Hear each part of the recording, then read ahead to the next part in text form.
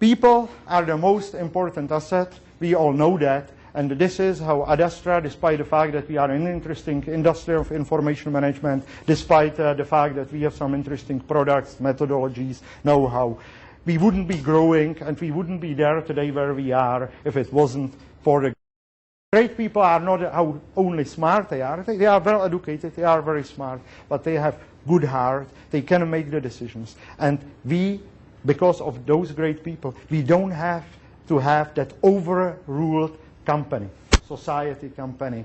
We have actually only very, very few rules. We are a very flat organization because we don't need that many rules.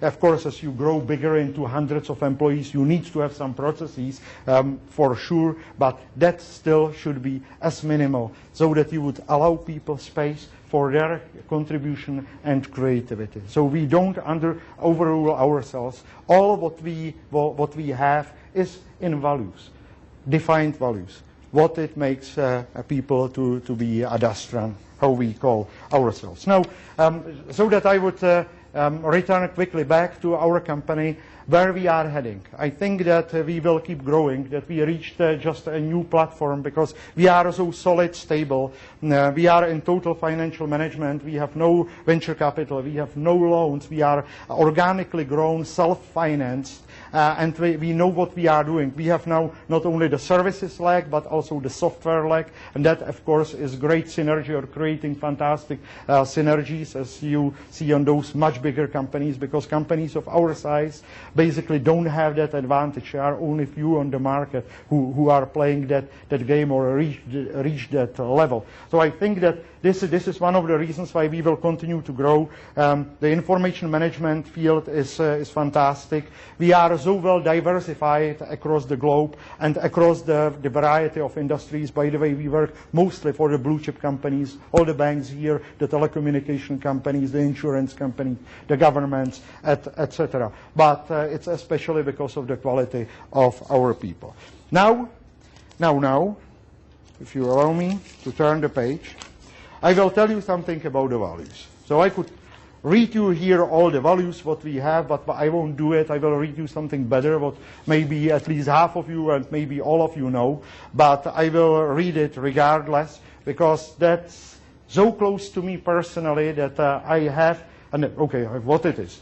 John D. Rockefeller Jr. from 1942, radio broadcast, you know, in the mid of the Second World War, I believe. 10 points how he defined his basic philosophy.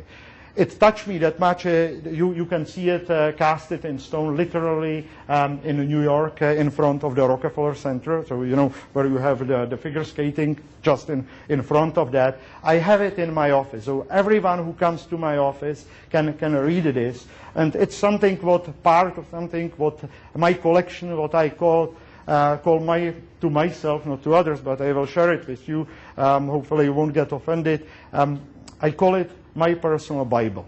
Now, people are religious or not, and whatever religions and beliefs might be referring to smart books which have either the God's message or at least the people message condensed over the history, some deep thoughts navigating us, hopefully, to lead better life. Now, I think that here and there, some people were also blessed, delivering us message, whether it's God's message or just their blessed moment where they had tremendous discovery. And I think that this poem is just touching on that. I am including it in my personal Bible. By the way, another book or a book is which definitely has in my heart place there is Little Prince from Antoine de Exupéry.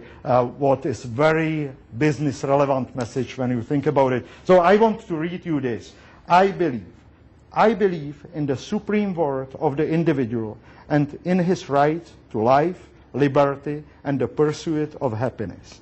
I believe that every right implies a responsibility, every opportunity an obligation, every position a duty.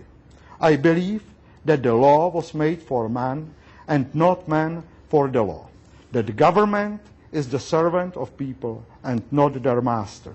I believe in the dignity of labor, whether with hand or head, that the world owes no man a living, but that it owes every man an opportunity to make a living.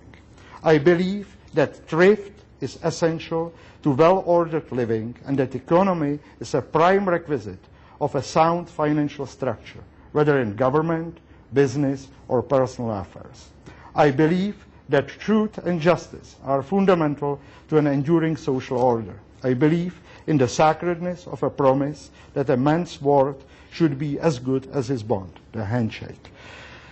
That character, not wealth or power or possession, is of supreme worth. I believe that the rendering of useful service is the common duty of mankind, and that only in the purifying fire of sacrifice is the dross of selfishness consumed and the greatness of the human soul set free.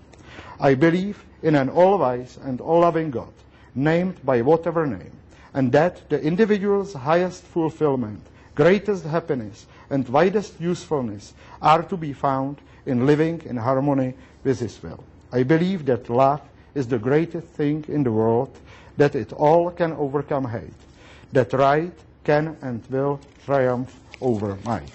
And because you might think that reading you 2 poems isn't enough and that you should get 3, I have to conclude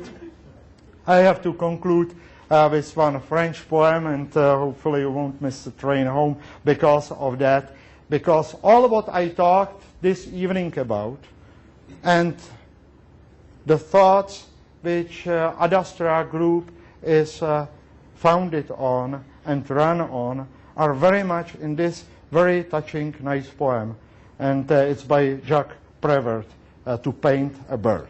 So listen carefully. Hopefully you will hear the messages there. To paint a bird. First, paint a cage with an open door. Then paint something pretty, something plain, something elegant, something practical for the bird. Then prop the canvas up against a tree, in a garden, in a wood, or in a forest. Hide behind the tree without saying a word, without moving a muscle. Sometimes the bird comes quickly, but he could equally well take years and years before making up his mind. Don't give up. Wait. Wait years if necessary. Whether the bird comes quickly or slowly has nothing to do with the picture's success. When the bird comes, if he comes, keep absolutely quiet. Wait for the bird to come into the cage, and when he is in, gently shut the door with your brush. Then, one by one, paint out all the bars, taking care not to touch a single feather. Then paint the tree, choosing the finest branch for the bird, and paint all the green leaves and the wind's freshness, the dust in the sunlight, and the noise of all the insects in the grass in the summer heat. And then wait for the bird to decide to sing. If the bird doesn't sing, that's a bad sign, a sign that the picture is bad. But if he does sing, that's a good sign, a sign that you may sign the picture. So now you very, very gently pluck out one of the bird's feathers and write your name in the corner of the picture. I want to wish all of us, then, when we conclude our journey on this earth, that our bird, whoever, whatever it is, enterprise or not, is singing. So stay honest to your dreams. Thank you very much.